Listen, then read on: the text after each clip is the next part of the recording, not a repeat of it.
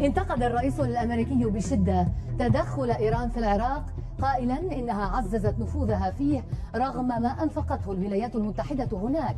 وقد ردت طهران بأنها ماضية في تطوير برنامجها الصاروخي، وإن تهديدات ترامب لها غير مجدية، وعليه أن يسأل كيف مرغ أنف أمريكا في التراب في العراق. الود بين إيران والإدارة الأمريكية الجديدة منعدم، هذا ما تبعث على الاعتقاد به التصريحات النارية المتبادلة بين الجانبين.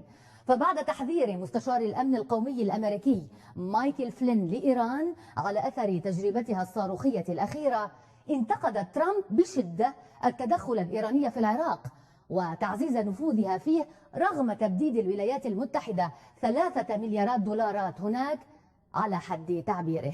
ولم تتأخر إيران في الرد قائلة إن تهديدات الإدارة الأمريكية غير مجدية، وإن على ترامب أن يكف عن جعل نفسه ألعوبة مسلية.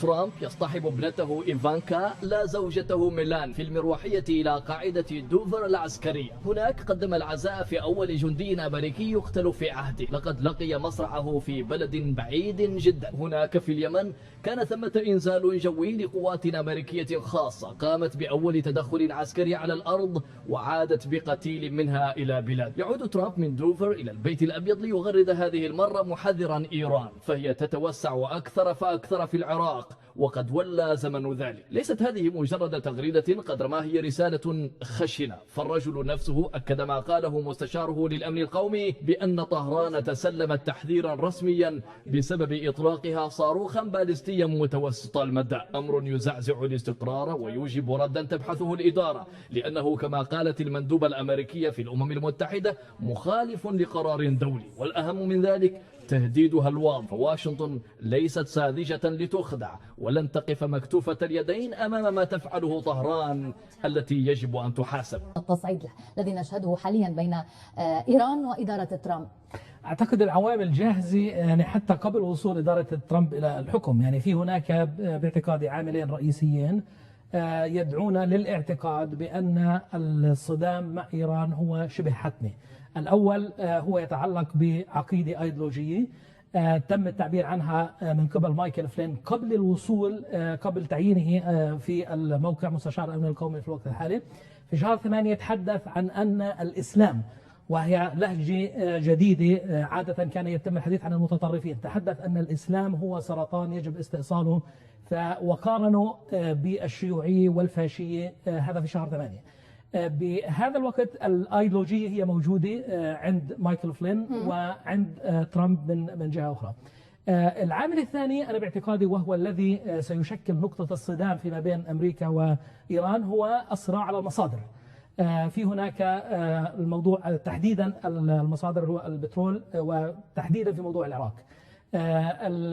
ترامب عبر عن أكثر من جهة من أكثر من مرة بأن الولايات المتحدة تكلفت 3 تريليونات دولار اللي هو في الحرب على العراق، وتم إعطاء هذا النصر إلى إيران بدون أن يكون هناك أي مقابل من قبل إيران.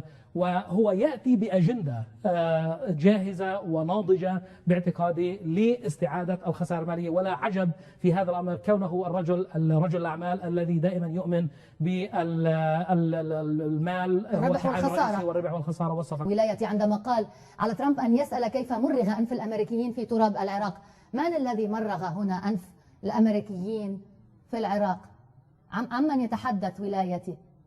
يعني احتلال دولة كالعراق من قبل أمريكا واجه مقاومة واسعة منعت استمراره في العراق، واضطر إلى أن يخلي العراق 2011. من هنا المقاومة الشعبية في العراق هو يعني تقصد مقاومة من تحديدا؟ لأن المقاومة مثلا أعطيك مثلا في الفلوجة هؤلاء الشباب الذين يشار إليهم على أنهم مقاومة، هؤلاء ضد تواجد الإيراني حاليا في العراق، كانوا منذ البدء ضد الأمريكيين، ضد الاحتلال الأمريكي، والآن أيضا ضد ما يسمونه النفوذ الإيراني وأبعد من ذلك حتى.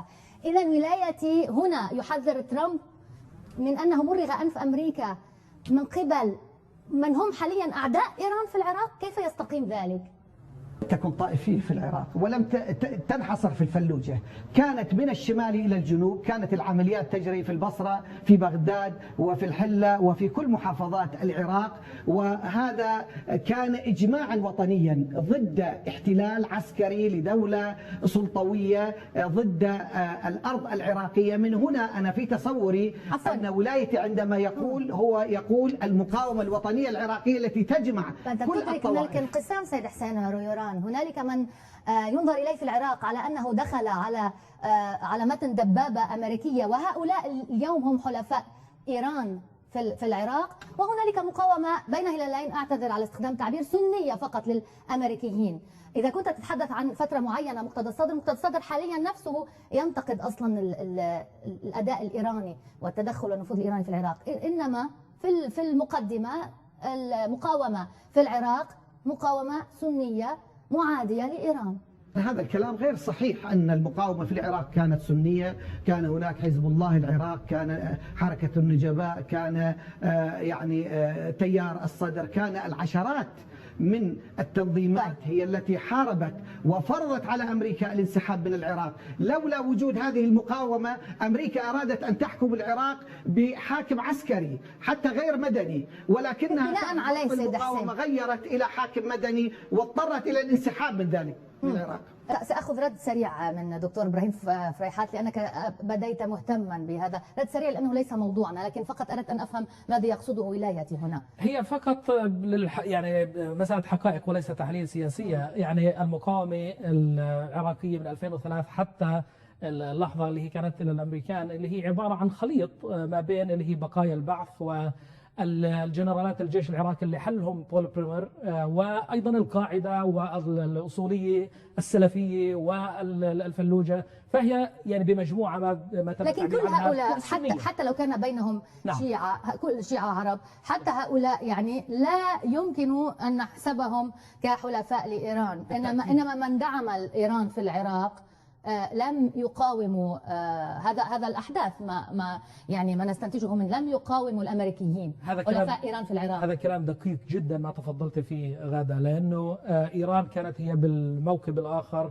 بالاتجاه الآخر، وهذه حقائق هي ليست خاضعة لتحليلات سياسية.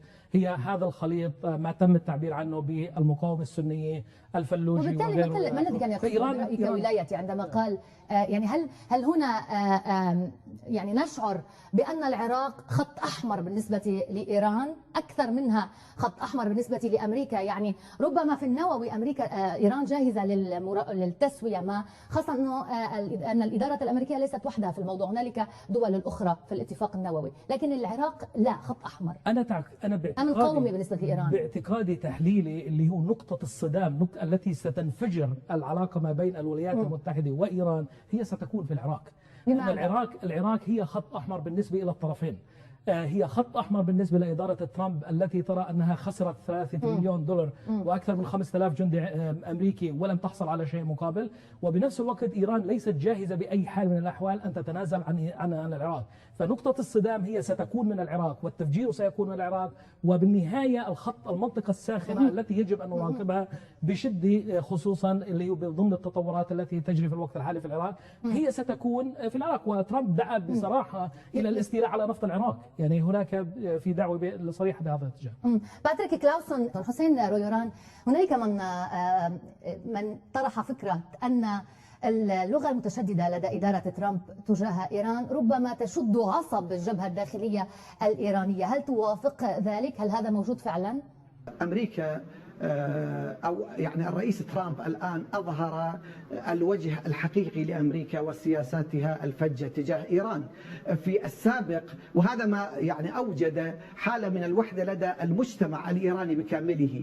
عندما كان الرئيس أوباما كان يتعامل بدبلوماسية، كان في رأس السنة الإيرانية يبعث برسالة ويبدأها يعني التبريك باللغة الفارسية، ويقول أنه يحترم يعني تاريخ إيران والحضارة الإيرانية، وليس هناك من خلاف مع المجتمع الإيراني، الخلاف محصور مع الحكومة الإيرانية. ولكن السيد أوباما الآن عندما منع الإيرانيين من دون استثناء من التأشيرة، هو يعني كشف عن ذلك الوجه الحقيقي لأمريكا في الموقف السلبي تجاه الحكومة والمجتمع في إيران. من هنا هذا السلوك الأمريكي الآن في داخل إيران أدى إلى حالة من الانسجام الكبير بين المجتمع وبين الدولة في الموقف السياسي تجاه أمريكا. لكن خارجيا هنالك بدأنا نشعر بتصعيد في اللهجة الإيرانية الرسمية وصولا لما قاله ولايتي، في مقابل تصعيد أيضا في ترامب وتغريداته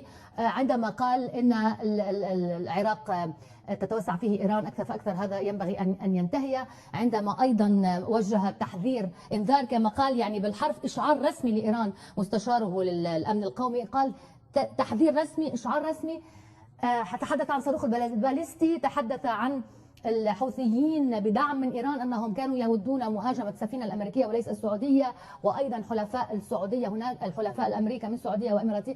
هذا كله هل نحن أمام تحشيد لتصعيد سيطبق فعليا وعسكريا بين واشنطن وإيران برأيك؟ أولا هو عندما يقول أن أمريكا صرفت 3000 مليار في العراق، هو يوبخ إدارة أوباما قبل أن يتكلم عن إيران أن هؤلاء صرفوا كل هذه المبالغ من دون أن يحققوا نفوذا في العراق. هذا أولا.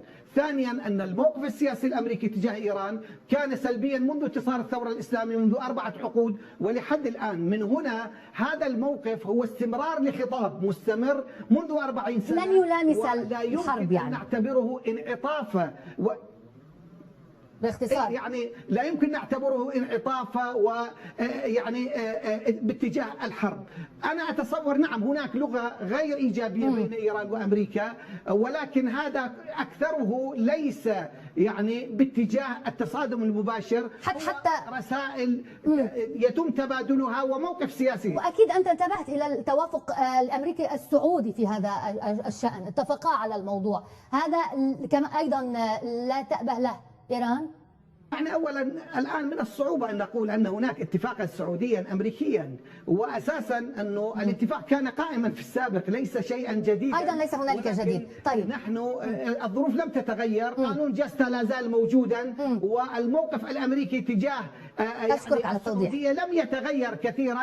يعني مكالمة هاتفية لا يمكن نعتبرها تحولا في هذا الإطار. بدأت نفذ النقاش معك وأختمها معك حتى نعرف ما الذي ينتظر المنطقة. استمعت إلى حسين رويران وإلى باتريك كلاوسون. حسين رويران يقول لا أعتقد أن التوتر سيرتفع أكثر لأن الموقف ليس بجديد إنما هو أكثر صراحة، وباتريك كلاوسون يرى بأنه ستكون سياسة خارجية قوية وستتخذ إجراءات حاسمة من قبل إدارة ترامب.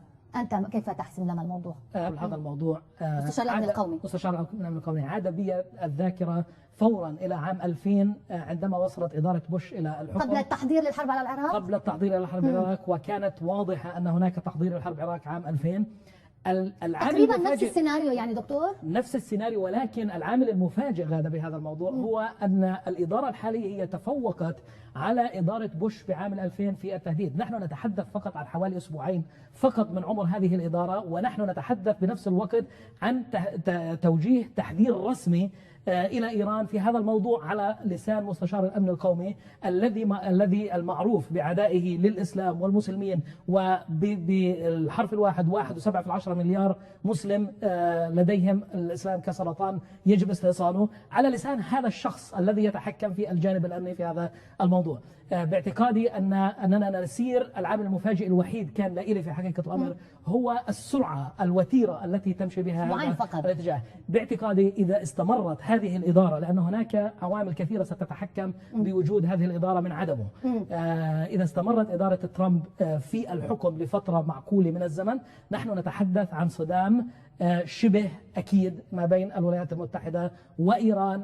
وطبعا عامل رئيسي كمان كيف تتعامل إيران. إيران كيف تتعامل، لأن هو أحد العوامل. إيران تختلف عن العراق وقتها، إيران الآن تختلف عن العراق وقتها، وبالتالي ربما تمتص ذلك. لا، هو بالعكس من ذلك. صدام عام 2000 هو حاول أن يمتص الهجوم الأمريكي ولم يشفع له ذلك. بالوقت الحالي باعتقادي الحكومة الإيرانية هي تعطي المبرر الأكبر لإدارة ترامب، وهذا ما يدعوني إلى الاعتقاد بأن مسألة الصدام هي يعني هناك أوامر مسألة وقت، وهناك أوامر رئيسية ترجح أن يكون أتى معبأ أصلا ترامب على إيران. شكرا جزيلا. وليس بحاجة لمبرر باعتقادي. أشكرك.